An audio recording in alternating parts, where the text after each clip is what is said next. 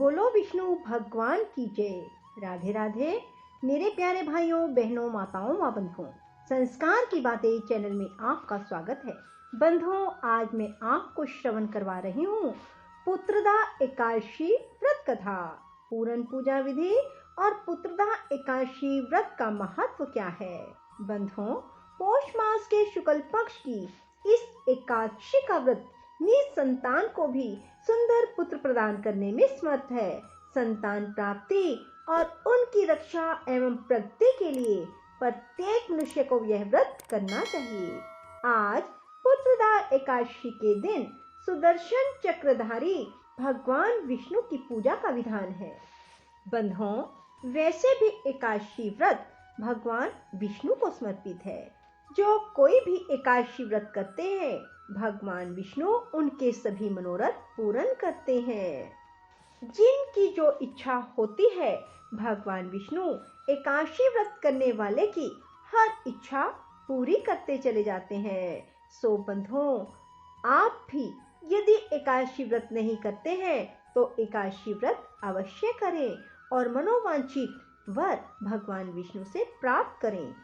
बंधुओं, पुत्रदा एकादशी नाम से ही पता लगता है कि पुत्र देने वाली एकादशी, अर्थात जिनको भी संतान नहीं है वे तो पुत्रदा एकादशी व्रत अवश्य करें।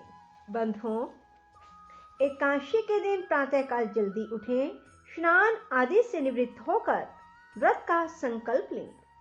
दाहिने हाथ में जल लें और थोड़े से फूल लें और भगवान विष्णु के समक्ष खड़े होकर कहें कि भगवान विष्णु, मैं आज पुत्रदा एकादशी व्रत कर रहा हूँ या कर रही हूँ। मेरा ये मनोरथ है। अपने मन में अपना मनोरथ कहें कि भगवान विष्णु इसे पूर्ण करना और मेरे व्रत को भी बिना किसी विघ्न बाधा के संपन्न करना। ऐसा कहकर भगवान विष्णु के समक्ष उस जल को छोड़ दें। फिर भगवान विष्णु की षोडश उपचार पूजा करें। भगवान विष्णु को तुलसी दल अवश्य अर्पित करें। पुत्रदा एकादशी व्रत कथा सुने। गोपाल सहस्त्र नाम का पाठ भी आप कर सकते हैं। बंधुओं, सारा दिन भगवान विष्णु के नाम जाप में बिताएं। रात को भगवान विष्णु के समक्ष अखंड ज्योत लगाएं और रात्रि जागरण करें। फलाहारी रहें, अर्थात फलों का सेवन करें, दूध का सेवन करें, अनाज ना खाएं। अगले दिन प्रातःकाल स्नान आदि से निवृत्त होकर भगवान विष्णु की पूजा करें, किसी ब्राह्मण को भोजन कराएं और फिर स्वयं व्रत का पारण करें।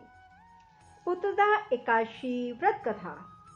धर्मराज युधिष्ठिर भगवान श्री कृष्ण से पूछते हैं, हे गोविंद, आप मुझे पौष शुक्ला एकादशी के बारे में बताएं। इस व्रत की विधि क्या है और कौन से देवता की इस दिन पूजा की जाती है। भगवान श्री कृष्ण कहते हैं, हे राजन, इस एकादशी का नाम पुत्रदा एकादशी है। इसमें भी भगवान श्री नारायण की पूजा की जाती है। इस चर और अचर संसार में पुत्रदा एकादशी के व्रत के समान कोई और व्रत नहीं है। इसके पुण्य से मनुष्य तपस्वी, विद्वान और लक्ष्मीवान होता है। अब मैं तुम्हें पुत्रदा एकादशी व्रत की कथा श्रवण करवा रहा हूँ, तुम ध्यान पूर्वक सुनो।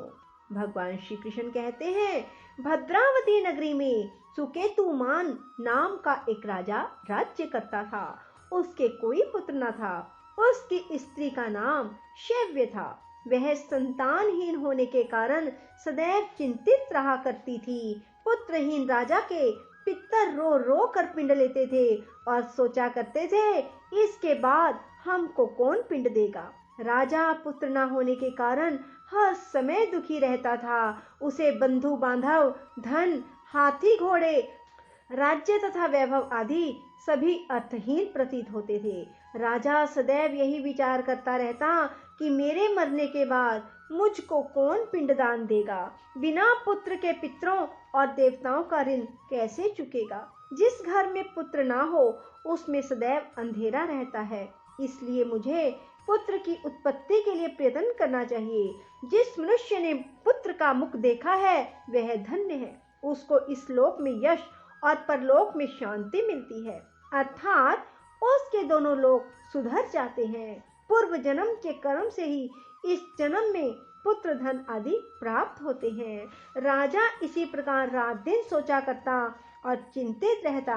राजा ने अपने शरीर को त्याग देने का विचार किया, किंतु आत्मघात को महान पाप समझकर उसने ऐसा ना किया। एक दिन राजा अपने घोड़े पर चढ़कर वन को चल दिया और पक्षियों व वृक्षों को देखने लगा। उसने देखा वन में मृग, व्याघ्र, सुअर, सिंह, बंदर आदि अपने बच्चों के साथ भ्रमण कर रहे हैं। हाथी अपने बच्चों और हथनियों के साथ घूम रहे हैं। वन में कहीं गीदड़ अपने कर्कश स्वर में बोल रहे हैं, कहीं उल्लू चीख रहे हैं। वन के इन दृश्यों को देखकर राजा को अपने पुत्रहीन होने का दुख और अधिक पीड़ा देने लगा। इसी उदासी और सोच विचार में दोपहर हो गई। वह विचारने लगा कि मैंने कई यज्ञ किए, ब्राह्मणों को सुंदर भोजन और दान देकर तृप्त किया, फिर भी यह दुख मुझे क्यों प्राप्त हुआ है। प्यास के मारे अत्यंत दुखी राजा पानी की तलाश में इधर उधर फिरने लगा। थोड़ी दूर पर राजा ने एक सरोवर देखा। उस सरोवर में कमल खिल रहे थे तथा सारस, हंस, मगरमच्छ आदि विहार कर रहे थे। सरोवर के चारों तरफ मुनियों के आश्रम थे।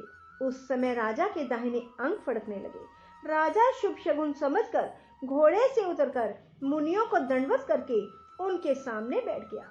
राजा को देखकर मुनियों ने कहा, हे राजन, हम तुमसे अत्यंत प्रसन्न हैं। तुम इस जगह पर कैसे आए सो कहो।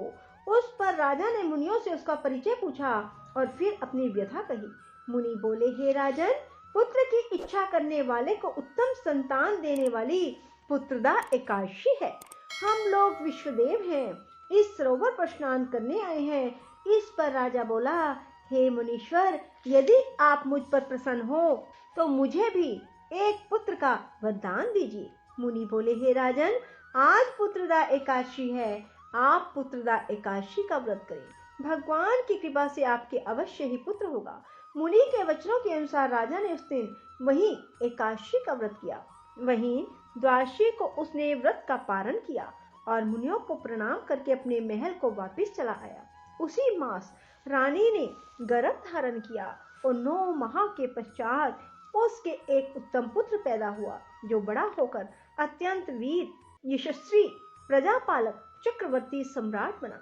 भगवान श्री कृष्ण बोले, हे राजन, पुत्र प्राप्ति के लिए पुत्रदा एकादशी का व्रत करना चाहिए। इस व्रत के करने वाले यशस्वी पितृभक्त पुत्र तो पाते ही हैं, इसके महात्म का श्रवण करने मात्र से भी मनुष्य सुंदर संतान और मोक्ष को प्राप्त करते हैं। बोलो विष्णु भगवान की जय हो। बंधुओं, एकादशी के दिन आप कुछ नियमों का पालन अवश्य करें। बंधुओं, कोई भी ऐसा भोजन ग्रहण ना करें जिसमें चावल आदि डले हों। साथ ही इस दिन मांसाहार का सेवन ना करें, ना ही शराब आदि का सेवन करें। इस दिन किसी का दिल ना दुखाएं, जीव हत्या ना करें, बाल आदि भी ना धोएं, ना ही नाखून काटें, दाढ़ी मूछ भी ना बनवाएं, किसी की निंदा ना करें। बंधुओं, एकादशी के दिन इन नियमों का पालन अवश्य करना चाहिए और भगवान के नाम जाप में ही अपना समय बिताना चाहिए। तभी आपको एकादशी व्रत का पूर्ण फल प्राप्त होगा। बंधुओं, यदि आपको ये कथा अच्छी लगे तो इसे अपने मित्रों को, रिश्तेदारों को शेयर अवश्य करना। बंधुओं, कमेंट बॉक्स में राधे राधे लिखना ना भूलना, ताकि आपको कथा श्रवण का पूर्ण फल प्राप्त हो सके।